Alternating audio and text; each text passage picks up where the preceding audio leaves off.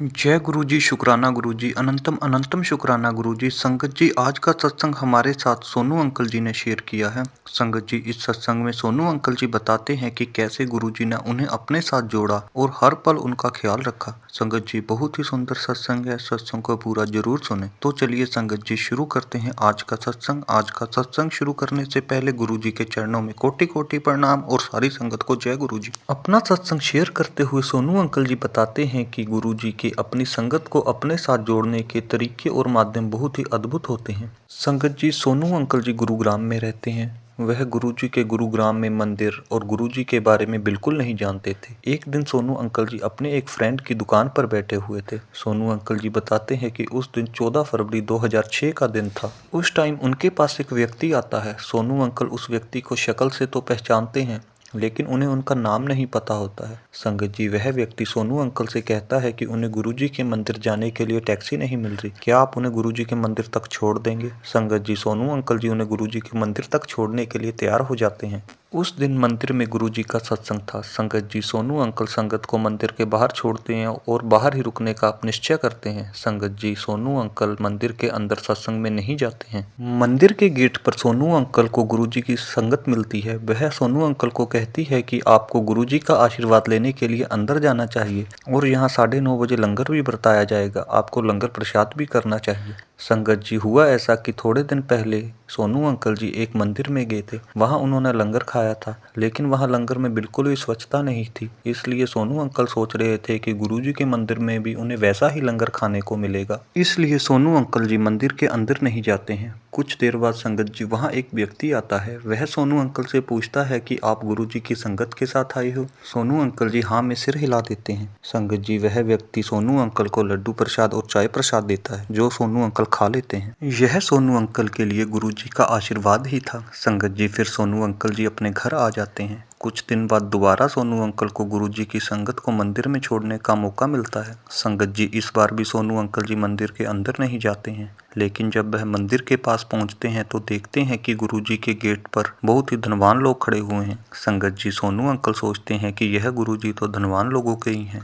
संगत जी, सोनू अंकल फिर मंदिर के अंदर जाए बिना ही वापिस अपने घर लौट आते हैं। संगत जी, कुछ दिन ऐसे ही समय बीतता रहता है। फिर एक दिन सोनू अंकल जी को अंदर से खिंचाव पैदा होता है कि उन्हें गुरुजी के मंदिर जाना चाहिए। संगत जी, वह अपने एक दोस्त के साथ गुरुजी के दर्शन करने के लिए गुरुजी के मंदिर में जाते हैं और वहां जाकर गुरुजी की संगत में बैठ जाते हैं। संगत जी, वहां बैठी हुई संगत उन्हें ओम नमः शिवाय का जाप करने के लिए कहती है। संगत जी, सोनू अंकल जी लगातार ओम नमः शिवाय का जाप करते रहते हैं। फिर सोनू अंकल लंगर प्रसाद के लिए जाते हैं। संगत जी, जब सोनू अंकल लंगर प्रसाद ग्रहण करते हैं तो उनके दिल में जो वहम होता है कि मंदिरों में प्रसाद स्वच्छ नहीं प्रदान किया जाता, यह उनका वहम दूर हो जाता है, क्योंकि संगत जी, गुरु जी के मंदिर में जो लंगर प्रसाद करवाया जाता है वह बहुत ही साफ सुथरा और स्वादिष्ट होता है। तब सोनू अंकल को एहसास होता है कि गुरु जी का मंदिर तो सबसे अलग है, यह अद्भुत है, उन्हें गुरु जी के साथ जुड़ना चाहिए। संगत जी, फिर कुछ दिन बाद सोनू अंकल जी दोबारा गुरु जी के दर्शन करने के लिए मंदिर में आते हैं। संगत जी, मंदिर में आकर सोनू अंकल गुरु जी के चरण स्पर्श करते हैं और गुरु जी के पास बैठते हैं। संगत जी, फिर सोनू अंकल को एहसास होता है कि गुरु जी के मंदिर में किसी के साथ कोई भेदभाव नहीं किया जाता, चाहे कोई गरीब हो चाहे अमीर हो, गुरु जी सभी को एक नज़र से देखते हैं। संगत जी, उसके बाद सोनू अंकल जी गुरु जी के साथ जुड़ जाते हैं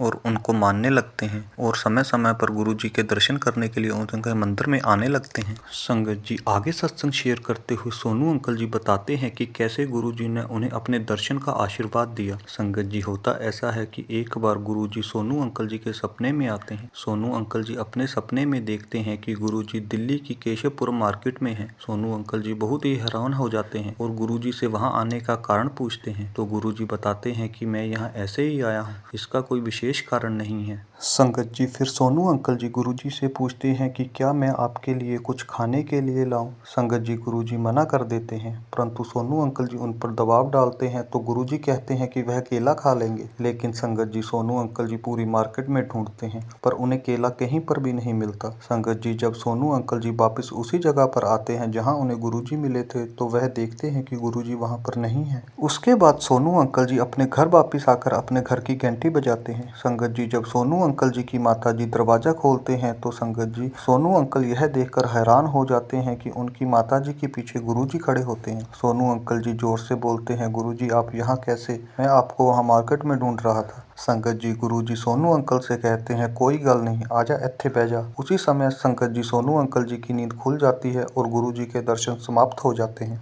अगले दिन संगत जी, सोनू अंकल जी की माता जी बीमार हो जाते हैं। उन्हें बहुत ही चक्कर आने लगते हैं। तब सोनू अंकल जी रसोई में जाते हैं और वहां देखते हैं कि वहां एक केला रखा हुआ है। सोनू अंकल वह केला अपनी माता को खाने के लिए देते हैं। उस केले को खाने के बाद सोनू अंकल की माता की चक्कर ठीक हो जाते हैं। तब सोनू अंकल जी को समझ आता है कि इस केले का संबंध पिछली रात गुरुजी के दर्शन से है। इस प्रकार संगत जी, गुरुजी के अपने भक्तों को दर्शन देने के, उनकी रक्षा करने के अलग ही तरीके हैं। गुरुजी के तरीकों को कोई नहीं समझ सकता। जय गुरुजी, शुक्राना गुरुजी, अनंतम अनंतम शुक्राना गुरुजी। एक छोटा सा सत्संग और शेयर करते हुए सोनू अंकल जी बताते हैं कि जब मैं मंदिर आता था तो अक्सर उनके भक्तों को यह आशीर्वाद देते सुनता था कि कल्याण हो गया। सोनू अंकल को भी इंतजार था कि मुझे इन शब्दों का आशीर्वाद कब प्राप्त होगा। फिर एक दिन सोनू अंकल जी गुरुजी के दर्शन करने के लिए गुरुजी के मंदिर में गए हुए थे। संगत जी, सोनू अंकल जी गुरुजी के आसन के पास बैठे हुए थे और लंगर प्रसाद कर रहे थे। संगत जी, गुरुजी ने सोनू अंकल को इशारा करके अपने पास बुलाया। जब सोनू अंकल उनके आगे नतमस्तक हुए तो उन्होंने उससे पीछे जाकर बैठने को कहा। सोनू अंकल गुरुजी के कहे अनुसार पीछे जाकर बैठ गए। फिर संगत जी, थोड़ी देर बाद गुरुजी ने फिर इशारा किया और सोनू अंकल को अपने पास बुलाया और कहा कि जा तेरा भी कल्याण कीता। सोनू अंकल यह सुनकर बहुत ही खुश हुए, क्योंकि यह बहुत ही आश्चर्य की बात थी। हमारे मन में क्या चल रहा है यह गुरुजी भली भांति जानते हैं। अपनी संगत की छोटी से छोटी मुराद भी गुरुजी को पता होती है और वह बिना कहे ही पूरी कर देते हैं। जय गुरुजी, शुक्राना गुरुजी, अनंतम अनंतम शुक्राना गुरुजी। फिर संगत जी, एक बार 31 दिसंबर के दिन सोनू अंकल जी गुरुजी के दर्शन करने के लिए जाते हैं और उन्हें शुभकामनाएं देते हैं। संगत जी, सोनू अंकल जी गुरुजी से आज्ञा लेते हैं और उन्हें नव वर्ष की शुभकामनाएं देते हैं। गुरुजी भी उन्हें नव वर्ष की शुभकामनाएं देते हैं। संगत जी, सोनू अंकल को नहीं पता कि उन्हें कहां से इतनी हिम्मत आ जाती है कि वह गुरुजी से कहते हैं कि कल 1 जनवरी को मेरा जन्मदिन है। संगत जी, गुरुजी उनसे बोलते हैं कि जा ऐश कर।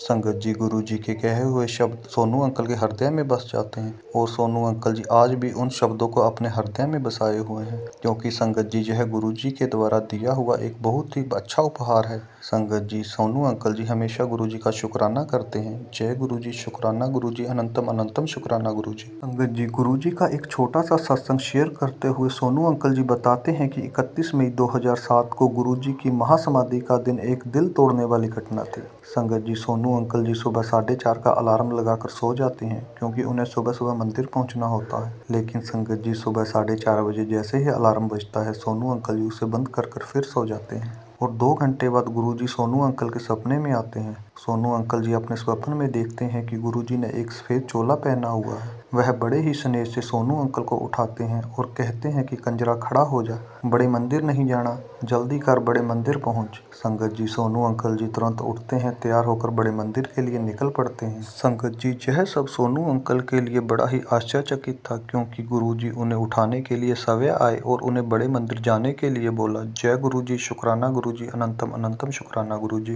गुरुजी की महासमाधि के कुछ दिन बाद सोनू अंकल जी का एक दोस्त उनके घर आता है और उनसे कहता है कि उनके चचेरे भाई की मृत्यु हो गई है, वह उनके साथ उनके घर चले। संगत जी, सोनू अंकल जी गुरुजी की महासमाधि के कारण पहले ही बहुत परेशान थे। वह गुरुजी से हमेशा ही पूछते रहते थे कि वह उनको छोड़कर क्यों चले गए, अब मेरा क्या होगा, अब मेरा ध्यान कौन रखेगा, अब मेरा जीवन कैसे व्यतीत होगा। फिर संगत जी, सोनू अंकल जी अपने को संभाल कर अपने दोस्त के साथ उसके घर पर चले जाते हैं। वह कुछ देर बाद वापस अपने घर आकर सो जाते हैं। जब वह नींद में होते हैं तो गुरुजी उन्हें सपने में दर्शन देते हैं और कहते हैं कि तू रोता क्यों है, मैं कहीं नहीं गया, मैं अभी भी यहीं पर सबके साथ हूँ। तू उदास मत हो, खुश रह और रोना बंद कर। तू बस उन लोगों का ध्यान रख जिनके पास रोने का कारण है। संगत जी, गुरुजी का स्पष्ट निर्देश था कि सोनू अंकल अपने दोस्त का ध्यान रखें। संगत जी, उसके बाद सोनू अंकल जी कभी भी उदास नहीं होते हैं और वह अपने दोस्त का ध्यान रखते हैं। संगत जी, गुरुजी द्वारा बोले हुए बोल हमेशा सत्य साबित होते हैं। गुरुजी हमेशा हमारे साथ हैं, हमें जब भी ज़रूरत पड़ती है और हम जब भी गुरुजी को सच्चे मन से याद करते हैं, वह हमारे साथ होते हैं। जय गुरुजी, शुक्राना गुरुजी, अनंतम अनंतम शुक्राना गुरुजी।